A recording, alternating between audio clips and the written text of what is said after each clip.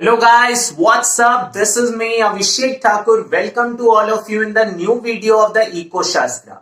आज की हमारी video foreign exchange and BOP का पार्ट नंबर 3 है, जिसमें मैं आपको बताने वाला हूं कि फ्लेक्सिबल एक्सचेंज रेट सिस्टम क्या होता है। हम बात करेंगे डेप्रिसिएशन और एप्रिसिएशन ऑफ करेंसी के बारे में।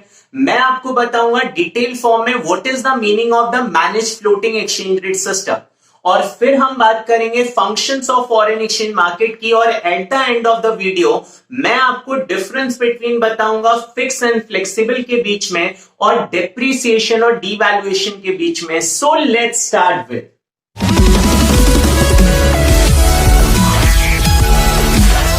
तो आज की हमारी वीडियो पार्ट नंबर 3 है। अगर आपने पार्ट 1 और 2 को मिस कर दिया है तो टेंशन लेने की कोई जरूरत नहीं है, डिस्क्रिप्शन बॉक्स में मैंने दोनों का लिंक दिया हुआ है। आज की क्लास आगे करता हूं और मैं आपको बताता हूं flexible exchange rate system. Last video में भी बताया था, it is a rate decided by the market forces of demand and supply. तो जो रेट किसके अकॉर्डिंग डिसाइड होगा guys? Market forces of demand and supply, that is called the flexible exchange rate system, जिसे आप floating exchange rate system भी बोलते हैं। तो मैंने यहाँ पे डायग्राम बनाया, this one is the demand curve downward sloping होता है विद द एक्सचेंज रेट, और सप्लाई कर्व आपका अपवर्ड स्लोपिंग होता है। जहां पर ये दोनों इंटरसेक्ट होंगे वहां पर आपका इक्विलिब्रियम हो जाएगा। So this one is the point of equilibrium जहां पर हमने एक्सचेंज रेट डिसाइड कर दिया। सो फ्लेक्सिबल एक्सचेंज रेट जो डिसाइड होगा through the demand and supply forces. अब ध्यान दीजिए कि अगर फ्लेक्सिबल एक्सचेंज रेट सिस्टम हमारा चेंज हुआ तो दो एस्पेक्ट हो सकते हैं, या तो फॉरेन एक्सचेंज रेट इंक्रीज होगा या तो वो डिक्रीज होगा। तो मैंने नेक्स्ट वन लिखा, that is the change in the flexible exchange rate, और दो तरीके से चेंज हो सकता है। One is called the depreciation of currency and the second one is the appreciation of currency. और एग्जामिनेशन पर्पस से ये आपके लिए इंपॉर्टेंट टॉपिक है। सबसे पहले चलता हूं गाइस डेप्रिसिएशन ऑफ करेंसी की तरफ। डेप्रिसिएशन का मतलब क्या होता है? लास्ट वीडियो में मैंने आपको डीवैल्यूएशन बताया था। डीवैल्यूएशन जो किसने किया था? गवर्नमेंट ने। वही चीज जब market forces of demand and supply करता है, that is known as the depreciation. तो मैं आपको एग्जांपल से समझाता हूं। मान लीजिए इनिशियली हमारा फॉरेन एक्सचेंज रेट फिक्स हुआ था $1 इक्वल टू 50 रुपीज। तो according to demand and supply forces जो प्राइस फिक्स हुआ वो 50 रुपीज हुआ। लेकिन मान लीजिए डिमांड या सप्लाई चेंज होने की वजह से हमारा नया जो प्राइस है वो 60 रुपीज हो गया। इसका मतलब क्या हुआ कि जिस डॉलर के लिए इनिशियली मैं 50 रुपए दे रहा था, अब मुझे 60 रुपए देने पड़ेंगे। दैट मीन्स कि अब मुझे पहले से ज्यादा देना पड़ेगा, मीन्स हमारी परचेसिंग पावर यहां पर फॉल हो गई। तो गाइस देखिए, मैंने एक और तरीके से समझाया। 1 रुपी में आप कितने सेंट्स परचेज कर सकते थे? 2 सेंट्स। मैंने आपको बताया है $1 में कितने सेंट्स होते हैं? 100 सेंट। तो 1 रुपी में आप कितना सेंट परचेज कर सकते थे? 2। That is the 100 divided by 50। In the same order अब आप सिर्फ कितना खरीद सकते हैं? 1.67 सेंट। दैट मीन्स कि आपकी परचेसिंग पावर क्या हो गई? कम। तो मैंने यहाँ पे डेफिनेशन बहुत ही आसान शब्दों में लिखा। मैंने लिखा it means increase in the price of foreign exchange under the flexible exchange rate system. तो जब हमारा फॉरेन एक्सचेंज रेट इंक्रीज हो जाएगा, आप देख सकते हैं 50 से इंक्रीज होकर कितना हो गया? 60, and that is called the depreciation of currency. In the same order एक और डेफिनेशन मैंने लिखा, it means the fall in the value of domestic currency as compare to the foreign currency under the flexible exchange rate system. I repeat again, it means fall in the value of domestic currency. हमारी domestic currency की value क्या हो गई? Fall हो गई। किसके comparison में? As compare to the foreign currency under the flexible exchange rate system. And this is all about the depreciation of currency. In the same order अगर फॉरेन एक्सचेंज रेट फॉल हो जाए, मान लीजिए पहले वो 50 रुपीज था, fall होकर 40 हो जाए, दैट मीन्स कि आपकी करेंसी इस बार क्या हो गई? एप्रिशिएट। आप दूसरे एग्जांपल से देख सकते हैं। पहले मैं 1 रुपी में 2 सेंट्स परचेज करता था, अब मैं 1 रुपी में 2.5 सेंट परचेज कर सकता हूं। मतलब हमारी परचेसिंग पावर क्या हो गई guys? Increase. That is called the appreciation. Definition क्या होगा इसका, रिवर्स कर दीजिए। पहली डेफिनेशन क्या लिखूंगा, it means the decrease in the price of foreign exchange under the flexible exchange rate system.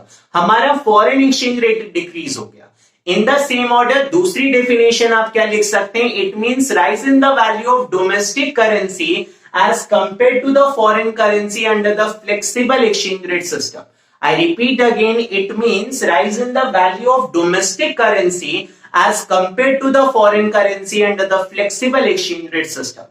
तो ये थी कहानी डेप्रिसिएशन और एप्रिसिएशन की। चलिए, तो अभी मैंने आपको बताया था डेप्रिसिएशन और एप्रिसिएशन का, तो नेक्स्ट वन हम डिस्कस करते हैं कि डेप्रिसिएशन और एप्रिसिएशन होने से एक्सपोर्ट और इंपोर्ट पे क्या फर्क पड़ता है। तो मैंने यहां पे लिखा गाइस कि अगर हमारी करेंसी डेप्रिशिएट होती है तो डेप्रिशिएट होने का मतलब क्या है कि $1 का प्राइस 50 से इंक्रीज होकर 60 हो गया। तो आप सोचिए कि इससे होगा क्या। अगर मैं बात करूं एक फॉरेनर्स के पॉइंट ऑफ व्यू से, तो एक फॉरेनर को पहले $1 इंडिया में भेजने से 50 रुपीज की गुड्स एंड सर्विसेज मिलती थी और अब उसे 60 रुपीज की गुड्स एंड सर्विसेज मिलेंगी। मतलब सेम पैसे देकर अब वो ज्यादा खरीद सकता है, तो वो इंडिया से ज्यादा गुड्स एंड सर्विसेज को बाय करेगा। दैट मीन्स कि हम लोगों का जो एक्सपोर्ट है वो क्या हो जाएगा, इंक्रीज। और ऐसा क्यों हुआ, क्योंकि फॉरेनर्स की परचेसिंग पावर क्या हो गई, इंक्रीज। तो मैंने आगे लिखा because the foreigner can buy more rupees of goods and services from India। Same dollar में अब ज्यादा मिल रहा है, पहले सिर्फ 50 मिल रहा था, अब 60 रुपए मिल रहा है। तो मेरे लिए तो अच्छी बात है। तो एज अ फॉरेनर मैं अब इंडिया से ज्यादा खरीद सकता हूं, तो इंडिया का एक्सपोर्ट क्या हो जाएगा गाइस, इंक्रीज हो जाएगा। पर आप सोचिए इंपोर्ट्स का क्या होगा, इंपोर्ट्स कौन करते हैं, हम लोग। अब हमारे लिए जो $, पहले 50 का था अब 60 का हो गया, यानी एक्सपेंसिव हो गया। और एक्सपेंसिव हो गया तो अब हम less amount of foreign goods खरीदेंगे। मतलब हमारा जो इंपोर्ट्स है वो क्या हो जाएगा, डिक्रीज हो जाएगा। रीजन क्या लिखा मैंने, because more rupees is needed to buy a dollar. अब एक डॉलर खरीदने के लिए हमें पहले से ज्यादा देना पड़ेगा और इसी वजह से हम इंपोर्ट्स कम करेंगे। सेम इसका रिवर्स कर दीजिए, एप्रिसिएशन। जब आपकी करेंसी एप्रिशिएट हो गई तो इसका मतलब क्या है कि जो डॉलर पहले 50 का था 40 का हो गया। फॉरेनर्स के पॉइंट ऑफ व्यू से सोचिए, पहले फॉरेनर $1 देकर इंडिया में 50 रुपए की चीजें लेता था, अब सिर्फ 40 रुपए की ले पाएगा। मतलब उसकी परचेसिंग पावर कम हो गई, यानी वो अब इंडियन गुड्स को कम प्रेफर करेगा। तो इंडिया का एक्सपोर्ट क्या हो जाएगा गाइस, डिक्रीज हो जाएगा। पर आपका तो फायदा हो गया। क्या फायदा हो गया, पहले डॉलर 50 का मिलता था अब सिर्फ 40 का मिलेगा। मतलब अब फॉरेन से गुड्स खरीदना हमारे लिए चीप हो गया, और जब फॉरेन से गुड्स खरीदना चीप हो गया तो हमारा इंपोर्ट्स क्या हो जाएगा गाइस, इंक्रीज हो जाएगा। So that is a simple thing. Appreciation होने पर एक्सपोर्ट आपका डिक्रीज होगा, इंपोर्ट्स आपका इंक्रीज हो जाएगा। नेक्स्ट वन की तरफ चलते हैं और नेक्स्ट वन हमारे पास है merits and the demerits of flexible exchange rate system. आपने फिक्स के अंदर भी किया, फ्लेक्सिबल के अंदर भी, तो जल्दी से बताता हूं। मैंने फर्स्ट पॉइंट लिखा, it does not require the gold और फॉरेन एक्सचेंज रिजर्व्स। तो ध्यान दीजिएगा, जब आपने फिक्स एक्सचेंज रेट सिस्टम किया था तो अंडर दैट सिस्टम आपको रिजर्व रखने की जरूरत पड़ती थी। पर फ्लेक्सिबल एक्सचेंज रेट सिस्टम का सबसे बड़ा फायदा यह है कि यहां पर रिजर्व रखने की जरूरत नहीं है, क्योंकि प्राइस कैसे डिसाइड होता है, डिमांड एंड सप्लाई फोर्सेस से। सेकेंड वन मैंने लिखा, it eliminate the problem of over valuation and the under valuation of currency. आपने ये किया था कि गवर्नमेंट जब प्राइस फिक्स करती थी तो ऐसा नहीं था कि प्राइस हमेशा एग्जैक्ट फिक्स होता था। इसका मतलब कि कई बार हम अपनी करेंसी को ओवर वैल्यूएट करते थे, कई बार अंडर वैल्यूड हो जाता था। पर under the flexible exchange rate system ऐसी कोई टेंशन हाई तौबा नहीं है, क्योंकि प्राइस कैसे डिसाइड होगा, through the demand and the supply forces. Now the third one, it free the government from the problem of BOP. तो लास्ट चैप्टर आप पढ़ेंगे मेरे साथ, balance of payment. Balance of payment में जो भी प्रॉब्लम हो रही है वो सारी problem under the flexible exchange rate system solve हो जाती है। नाउ द लास्ट वन आता है, it promotes the venture capital. मैंने आपको बताया था वेंचर कैपिटल का मतलब इन्वेस्टमेंट इन फॉरेन एक्सचेंज होता है। तो जब आप इन्वेस्टमेंट करते हैं तो ये उसे प्रमोट करता है क्योंकि इसकी वैल्यू चेंज होती जाती है, तो इससे आपको फायदा भी हो सकता है, नुकसान भी हो सकता है, इसलिए प्रमोट करता है। नेक्स्ट वन आते हैं डीमेरिट्स की तरफ। फर्स्ट डीमेरिट क्या है कि ये इनस्टेबल होता है, क्योंकि आप जानते हैं फिक्स एक्सचेंज रेट सिस्टम तो स्टेबल था पर ये अनस्टेबल है। और ऐसा क्यों? क्योंकि हर सेकेंड इसकी वैल्यू चेंज होगी, क्योंकि डिमांड चेंज हुआ या सप्लाई चेंज हुआ तो इसकी वैल्यू अपने आप चेंज हो जाएगी। Now the next one, it encourage the speculation. ये स्पेक्यूलेशन को एनकरेज करता है। क्यों? क्योंकि ऑब्वियस सी बात है, आज मैं डॉलर खरीदूंगा क्योंकि वो चीप है, कल मैं उसे बेच दूंगा जब वो एक्सपेंसिव हो जाएगा। ये कहां पर पॉसिबल है? Under the flexible exchange rate system. Now the next one, it restrict the bilateral trade difficult. याद दिला दूं, बायलैटरल का मतलब होता है ट्रेड बिटवीन टू नेशंस। पहले हम टू नेशंस के साथ डील करते थे तो under the fix exchange rate system आसान होता है, पर जब हम फ्लेक्सिबल के अंदर आते हैं तो अब हम उन नेशंस के साथ डील करते हैं जो नेशन आपको कंपैरेटिवली चीप पड़ते हैं। और इसीलिए जो फ्लेक्सिबल एक्सचेंज रेट सिस्टम है वो हमेशा मल्टीलेटरल ट्रेड को प्रमोट करता है। मल्टीलेटरल का मतलब मोर देन टू नेशन से अब आप ट्रेड कर सकते हैं। यहां पर बायलेटरल ट्रेड अब उतना अच्छा नहीं होता, मल्टीलेटरल ट्रेड आपका बेटर होगा। नाउ द लास्ट वन, और हमारे पास आते हैं long period policy formulation become difficult. आपने किया था फिक्स एक्सचेंज रेट सिस्टम में लॉन्ग पीरियड पॉलिसी बना सकते हैं क्योंकि वो फिक्स होता है। ये तो हर सेकंड बदल रहा है, तो यहां पर लॉन्ग पीरियड पॉलिसी बनाना पॉसिबल ही नहीं है। चलिए तो आते हैं नेक्स्ट वन की तरफ, और नेक्स्ट वन आपके पास आते हैं manage floating exchange rate system. तो मैंने आपको पहले भी बताया हुआ है, manage floating exchange rate system का मतलब it is a rate decided by the market forces of demand and supply, but central bank can actively intervene when it is required. तो ध्यान दीजिएगा, इसका मतलब सिंपल सा होता है, manage floating is the mixture of fix and flexible exchange rate system. क्योंकि इसका नाम है फ्लोटिंग, तो फ्लोटिंग किसके अकॉर्डिंग डिसाइड होगा guys? Through the demand and supply forces. लेकिन आप इसे मैनेज कर सकते हैं। मैनेज करने का मतलब क्या है कि सेंट्रल बैंक जब चाहे तब मार्केट में इंटरवीन करके इसके रेट को फिक्स कर सकता है, and that is called the manage floating exchange rate system. और manage floating exchange rate system को हम डर्टी फ्लोटिंग भी बोलते हैं। डर्टी फ्लोटिंग क्यों बोला जाता है? क्योंकि यहां पर आप अपनी वैल्यू को मैनिपुलेट करने की कोशिश करते हैं, क्योंकि market forces of demand and supply जिस तरीके से चेंज हो रहा है आप उसे उस तरीके से चेंज नहीं होने देते, क्योंकि सेंट्रल बैंक जब चाहे तब इंटरवीन कर सकता है। दैट मींस क्या हुआ कि यहां पर इसे डर्टी फ्लोटिंग कहा जाएगा। मैं आपको डिटेल में समझाता हूं कि सेंट्रल बैंक करता कैसे। मान लीजिए सेंट्रल बैंक ने एक लिमिट फिक्स की है गाइस कि अगर यूएस डॉलर का प्राइस 60 to 70 के इंटरवल में है, इसका मतलब क्या हुआ कि अगर यूएस डॉलर 60 से 70 के इंटरवल में है तो हम इसे डिमांड एंड सप्लाई फोर्सेस के अकॉर्डिंग चलने देंगे, फ्री कर देते हैं। दैट मींस 60 है तो कोई प्रॉब्लम नहीं है, 61, 62, 69, 70 तक हमें कोई प्रॉब्लम नहीं है।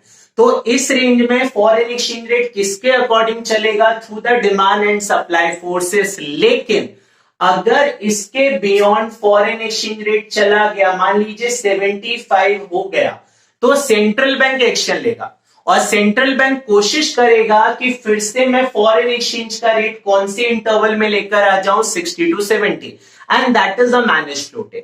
आपने पूछा सेंट्रल बैंक ये कैसे करेगा, तो ध्यान दीजिए, अगर फॉरेन एक्सचेंज रेट इंक्रीज हो गया तो उसे डिक्रीज करने के लिए सेंट्रल बैंक क्या करेगा? सेंट्रल बैंक फॉरेन एक्सचेंज को सेल कर देगा। फॉरेन एक्सचेंज सेल कैसे करेगा? मैं आपको याद दिला दूं, मनी एंड बैंकिंग चैप्टर में आपने किया था, central bank is the custodian of gold and the foreign exchange. तो सेंट्रल बैंक के पास बहुत सारा फॉरेन एक्सचेंज रिजर्व होता है, तो जब फॉरेन एक्सचेंज का रेट बहुत ज्यादा हो जाता है तो central bank foreign exchange market में फॉरेन करेंसी को सेल कर देता है। इससे क्या होगा? जब आप फॉरेन एक्सचेंज को सेल करेंगे तो उसकी सप्लाई इंक्रीज हो जाएगी, और आप जानते हैं सप्लाई इंक्रीज होने पर एक्सेस ऑफ सप्लाई होता है, और एक्सेस सप्लाई होने से प्राइस धीरे धीरे क्या होगा गाइस? डिक्रीज।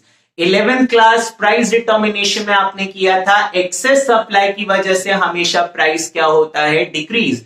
तो ध्यान दीजिएगा, जब भी प्राइस क्रॉस होकर 70 के बियॉन्ड चला गया तो सेंट्रल बैंक क्या करेगा, फॉरेन एक्सचेंज मार्केट में फॉरेन करेंसी को सेल करेगा। इन द सेम रिवर्स, अगर ये 60 के नीचे आ गया, लेट्स सपोज ये 55 पर आ गया, तो सेंट्रल बैंक फिर से इसे कौन से लिमिट में लाएगा, 60 to 70। और वो कैसे करेगा, तो सेंट्रल बैंक इस बार फॉरेन एक्सचेंज बाय कर लेगा। बाय करने का मतलब सेंट्रल बैंक उसकी डिमांड करेगा, और जब आप डिमांड करेंगे फॉरेन एक्सचेंज का तो एक्सेस डिमांड हो जाएगा। एक्सेस डिमांड की वजह से प्राइस फिर से इंक्रीज होगा और कौन से रेंज में आ जाएगा, 60 to 70। That is a simple thing. I repeat again कि जब तक आप एक रेंज में हैं तब तक हमें कोई फर्क नहीं पड़ता आप किसके अकॉर्डिंग डिसाइड होंगे, demand and supply forces. But जैसे ही आपने इसे क्रॉस किया तो सेंट्रल बैंक फॉरेन एक्सचेंज को सेल या उसे परचेज करके अगेन उसे कौन से रेंज में ले आएगा, जो रेंज वो चाहता है। नाउ द नेक्स्ट वन की तरफ चलते हैं, that is the functions of the foreign exchange market. मैंने पार्ट नंबर 1 में आपको बताया था कि फॉरेन एक्सचेंज मार्केट क्या होता है, जिस मार्केट में आप फॉरेन करेंसीज को बाय और सेल करते हैं।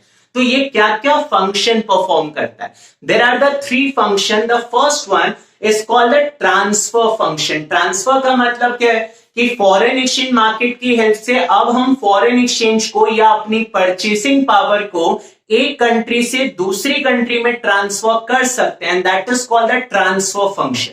सेकेंड वन आपके पास आएगा क्रेडिट फंक्शन।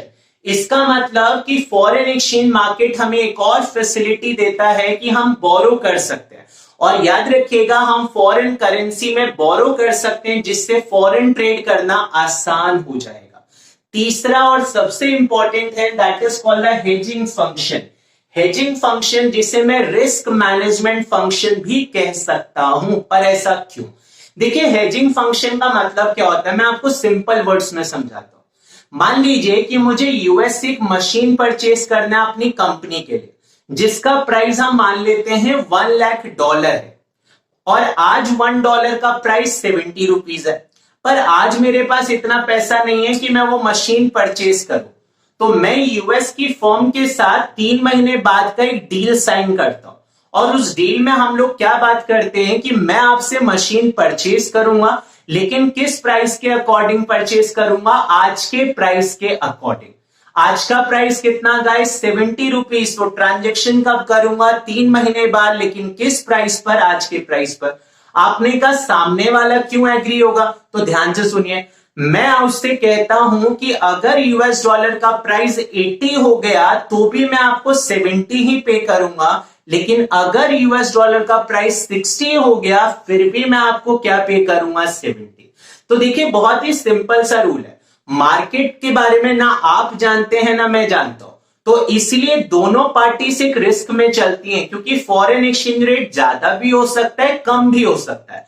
तो इसीलिए फायदा क्या है कि हम एक एग्रीमेंट साइन कर ले और आज का जो प्राइस है उसी प्राइस पर हम अपने ट्रांजेक्शन को करें।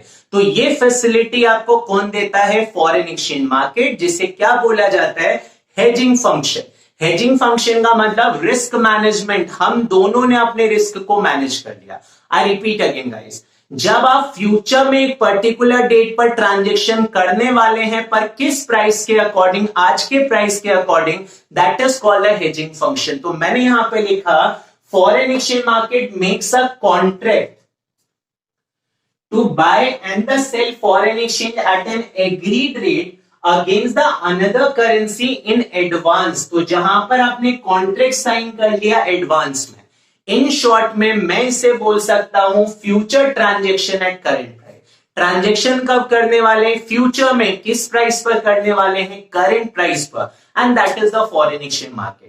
So this is the end of this chapter. अब मैं आपको इस चैप्टर से रिलेटेड 2 डिफरेंस बिटवीन समझाऊंगा और फिर हम इस वीडियो को फिनिश करेंगे। अगर आपको हमारी वीडियो पसंद आ रही है तो जल्दी से इसे लाइक कीजिए, शेयर कीजिए ज्यादा से ज्यादा लोगों के साथ। आता हूं नेक्स्ट वन की तरफ, और नेक्स्ट वन हमारे पास आता है, that is the difference between the depreciation of currency and the devaluation of currency. मैंने फर्स्ट पॉइंट लिखा guys, depreciation of currency, it means increase in the price of foreign exchange under the flexible exchange rate system. तो आप जानते हैं depreciation का मतलब होता है इंक्रीज होना फॉरेन एक्सचेंज का प्राइस, और किसके अंडर होगा, flexible exchange rate system.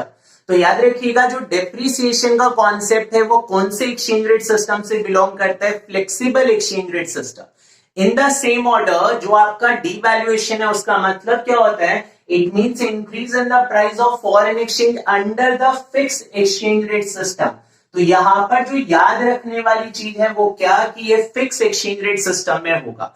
I repeat again guys, दोनों का मतलब सेम होता है, लेकिन छोटा सा डिफरेंस क्या है कि ये जो डिसाइड होता है वो under the flexible exchange rate system होता है, और ये under the fix exchange rate system होता है। इस चीज को याद रखिएगा। नाउ द नेक्स्ट वन हमारे पास आता है, किसने डिसाइड किया, तो फ्लेक्सिबल कौन डिसाइड करता है, market forces of demand and supply, और ये फिक्स कौन डिसाइड करता है, बाय द गवर्नमेंट। तो मैंने यहां पर मेंशन किया जी ये गवर्नमेंट करेगा, और ये कौन करेगा, demand and supply forces. Now the third one, किसकी वजह से ऐसा होता है, डेप्रिसिएशन क्यों होता है, तो there are the two reason. The first reason is the increase in demand. जब आप फॉरेन एक्सचेंज की डिमांड ज्यादा करेंगे तो एक्सेस ऑफ डिमांड होगा, एक्सेस ऑफ डिमांड होगा तो फॉरेन एक्सचेंज का प्राइस क्या होगा, इंक्रीज। दैट मींस कि क्या हो जाएगा, depreciation of currency. Second reason क्या होगा, डिक्रीज इन सप्लाई।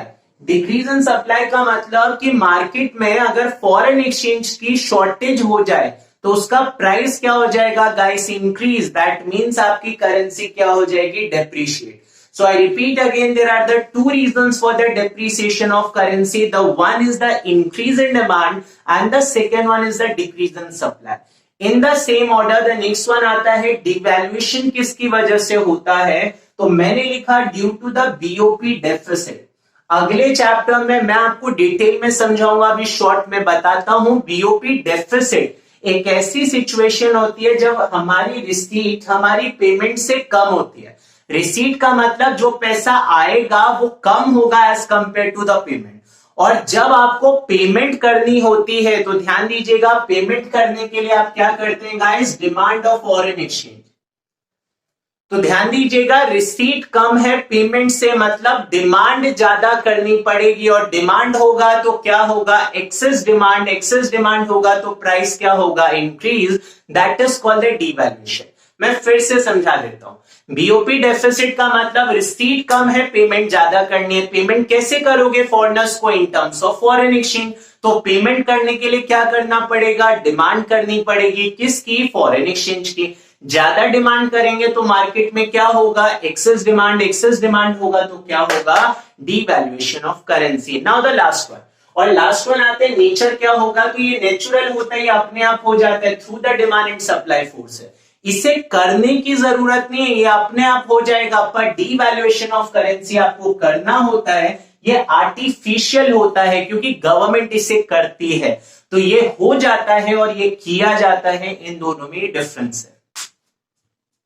तो इसके बेसिस पर अब आप एप्रिसिएशन और रिवैल्यूएशन में डिफरेंस भी कर सकते हैं। तो ये आपका होमवर्क है। आता हूं नेक्स्ट वन की तरफ, और आपके इंतजार की घड़ियां खत्म करते हैं। Now the last one is the fix and flexible में क्या डिफरेंस है। तो मैंने सबसे पहले लिखा फिक्स होता क्या है, जो कौन डिसाइड करते हैं, गवर्नमेंट, आप सभी जान चुके हैं। और फ्लेक्सिबल कौन होता है गाइस, जो market forces of demand and supply decide करता है। It is easy. Now the second one, government control. Government का कैसा कंट्रोल होता है, तो फिक्स तो डिसाइड ही किसने किया, गवर्नमेंट ने, यानी कि गवर्नमेंट का यहां पर कैसा कंट्रोल होगा, फुल कंट्रोल। लेकिन अंडर द फ्लेक्सिबल किसने डिसाइड किया, market forces of demand and supply. तो क्या गवर्नमेंट का कोई रोल है, ऑब्वियसली नॉट। तो आप लिख सकते हैं कि यहां पर गवर्नमेंट का कोई कंट्रोल नहीं होता। तीसरा हमारे पास आता है अदर नेम, आप उसे ऑल्टरनेटिव नेम भी बोल सकते हैं। तो फिक्स को हम ऑफिशियल एक्सचेंज रेट सिस्टम भी बोलते हैं। ऑफिशियल इसलिए क्योंकि किसने फिक्स किया है, गवर्नमेंट ने। और इसी तरीके से फ्लेक्सिबल को हम क्या बोलते हैं, फ्लोटिंग, जो चेंज होगा, या आप इसे इक्विलिब्रियम बोल सकते हैं। इक्विलिब्रियम क्यों, क्योंकि डिमांड और सप्लाई फोर्सेस ने इंटरसेक्ट किया था तो इक्विलिब्रियम हुआ। आप इसे पार रेट ऑफ एक्सचेंज भी बोल सकते हैं। तो इसके अलग अलग नाम है, तो these are called the alternatives. तो यहां पर हमारा ये चैप्टर फिनिश हुआ, और इस वीडियो को भी फिनिश करते हैं। अगर आपको हमारी वीडियो पसंद आ रही है तो इसे लाइक कीजिए, शेयर कीजिए अपने दोस्तों के साथ, बने रहिए हमारे साथ। धन्यवाद।